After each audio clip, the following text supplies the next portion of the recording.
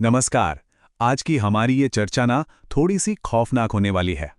आज हम रहस्य और तंत्र मंत्र से भरी एक ऐसी दुनिया की पड़ताल करेंगे जिसके बारे में सुनना ही कई बार रूंगटे खड़े कर देता है। हम बात कर रहे हैं अक्षय वशिष्ठ की पैरानॉर्मल इन्वेस्टिगेशंस, यानी उनकी अलौकिक जांचों के बारे में। तो चलिए, बिना किसी देरी के इस अंधेरी दुनिया की गहराइयों में उतरते हैं। जरा इस बात को सुनिए। मैं उसे जान से मारूंगी, तू एक स्पिरिट उतरवाएगी, मैं 1000 और भेजूंगी। ये कोई फिल्म का डायलॉग नहीं है, ये एक लाइव सेशन के दौरान देहरादून की एक कथित डायन की दी गई सीधी धमकी है। बिल्कुल सुनने में ही कितना डरावना लगता है ना। आज हम इसी काले जादू, अनदेखी ताकतों और उन दावों को डिकोड करेंगे जो हमारे आसपास की एक अदृश्य दुनिया की ओर इशारा करते हैं। तो सबसे पहले बात करते हैं एक अविश्वासी से आस्तिक तक के सफर की। अक्षय की कहानी ना सिर्फ भूत प्रेत को कैमरे में कैद करने की नहीं है, ये एक ऐसा सफर है जहां उनका जांच करने का शौक उनके ही जीवन का सबसे भयानक सच बन गया। इसकी शुरुआत हुई साल 2016 में। अक्षय और उनकी टीम ने गुड़गांव के एक डरावने घर में जाने का फैसला किया।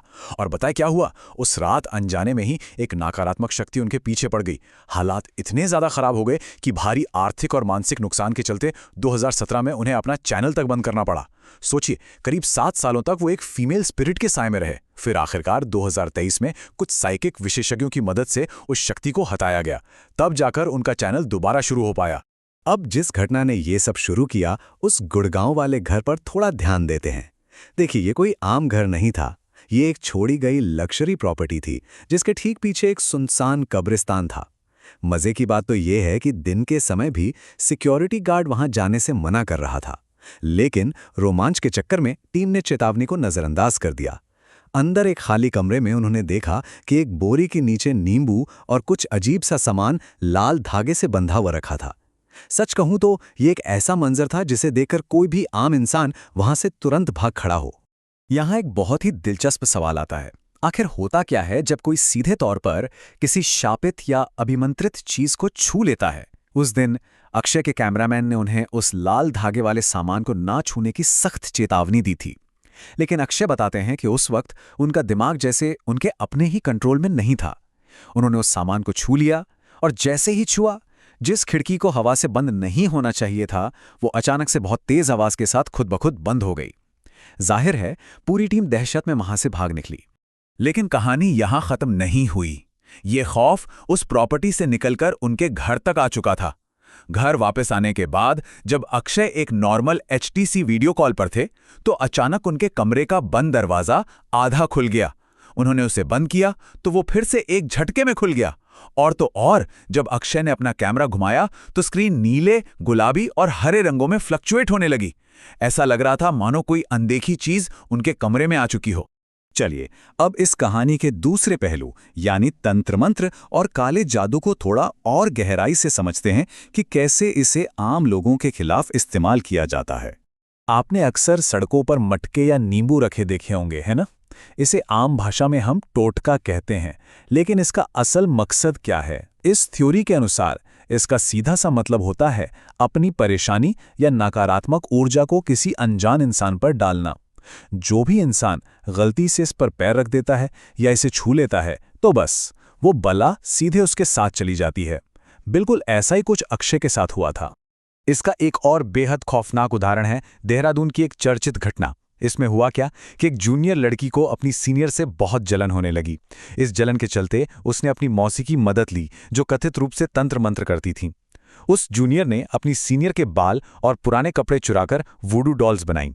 उसका सिर्फ एक ही मकसद था, काले जादू के जरिए भयानक शक्तियों को उस लड़की के पीछे छोड़ना। ये केस हमें बताता है कि कैसे हमारी रोजमर्रा की मामूली चीजें भी अगर गलत हाथों में पड़ जाएं तो एक बहुत बड़ा खतरा बन सकती हैं। अब ये आत्माएं या शक्तियां कितने प्रकार की होती हैं, ये भी जान लेना चाहिए। लोक कथाओं में इनका बड़ा स्पष्ट वर्गीकरण है। इनमें सबसे ज्यादा हैरान करने वाला अंतर डायन और चुड़ैल का है।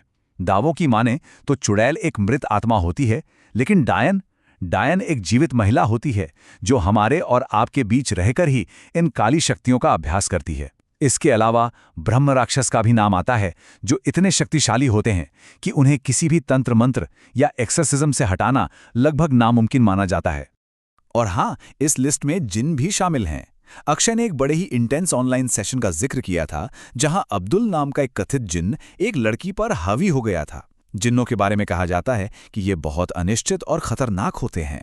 एक रोंगटे खड़े कर देने वाला किस्सा ये भी था कि एक परिवार के पूर्वजों ने कुछ जिन्नों को वश में किया हुआ था, पर एक दिन जब गलती से उन जिन्नों की पूजा में कोई रुकावट आ गई तो उन्होंने गुस्से में आकर उसी परिवार के एक छोटे बच्चे को उबलती हुई खीर की कड़ाही में फेंक दिया। सोचकर ही सिहरन होती है। इन शक्तियों को समझने के बाद अब बात करते हैं उन खास जगहों और समय की जब ये अलौकिक गतिविधियां अपने एकदम चरम पर होती हैं। देखिए, समय का ये जो अंतर है ना, इसे समझना बहुत जरूरी है। रात 12 बजे से लेकर 3 बजे तक के समय को विचिंग आवर कहा जाता है। दावों के अनुसार पैरानॉर्मल एक्टिविटी के लिए यह सबसे खतरनाक समय होता है, क्योंकि इस दौरान नकारात्मक शक्तियां सबसे अधिक आक्रामक होती हैं। वहीं दूसरी तरफ ठीक इसके बाद सुबह 4:30 बजे का समय ब्रह्म मुहूर्त कहलाता है। ये देवताओं और सकारात्मक ऊर्जा का समय है। शायद यही वजह है कि खौफनाक घटनाओं के ज्यादातर किस्से उसी रात 12 से 3 बजे के बीच ही सुनाई देते हैं। समय के साथ साथ जगहें भी बहुत अहम रोल प्ले करती हैं। दिल्ली के राजनगर के एक घर का ही उदाहरण ले लीजिए। वहां एक दत्तक पुत्र ने कथित तौर पर अपने ही परिवार का बेरहमी से कत्ल कर दिया था। अब अक्षय के विश्लेषण के अनुसार जब भी किसी जगह पर इतनी ज्यादा हिंसा होती है तो वो जगह हमेशा के लिए एक नकारात्मक ऊर्जा से दूषित हो जाती है। कहा जाता है कि आज भी उस घर को कोई खरीद नहीं पाता। वजह क्योंकि वहां से कथित तौर पर रात में चीखें सुनाई देती हैं और दीवारों पर अजीबोगरीब हाथों के निशान अपने आप उभर आते हैं। लेकिन रुकिए, अगर आपको लगता है कि भूत प्रेत सिर्फ रात में या सुनसान घरों में ही आते हैं तो आप गलत हैं। राजस्थान की एक हवेली में दिन दहाड़े अक्षय के साथ एक बहुत अजीब वाकया हुआ। दोपहर के 2:30 बज रहे थे और शूटिंग चल रही थी। वहां एक ताला लगा हुआ खाली कमरा था, जिसके अंदर सिर्फ एक झूमर और एक रहस्यमयी लाल डिब्बा रखा था। और फिर अचानक उस पूरी तरह से बंद और खाली कमरे के अंदर से बाहर की तरफ जोर जोर से दरवाजा खटखटाने की आवाजें आने लगी, वो भी दिन के उजाले में।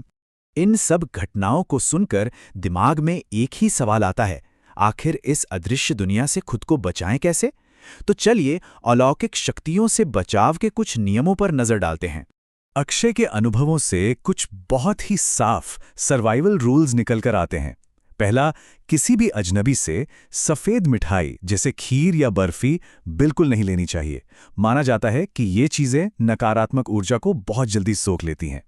दूसरा, रात के समय तेज परफ्यूम लगाने और बाल खुले रखने से बचना चाहिए। तीसरा, रास्ते में पड़े किसी अजीबोगरीब सामान या नींबू पर पैर रखने से हमेशा बचें। और सबसे अहम बात, किसी भी तरह की बुरी शक्ति से बचने के लिए अपने कुल देवताओं और हनुमान जी को याद करना ही सबसे बड़ा सुरक्षा कवच बताया गया है। तो जैसे जैसे हम आज की इस चर्चा के अंत पर पहुंचते हैं, एक गहरा सवाल हमारे मन में रह जाता है। भले ही ये सारी बातें, ये दावे आज भी विज्ञान के लिए अनसुलझे रहस्य हों, लेकिन इतनी सारी समानताएं और लोगों के अनुभव हमें सोचने पर मजबूर जरूर कर देते हैं।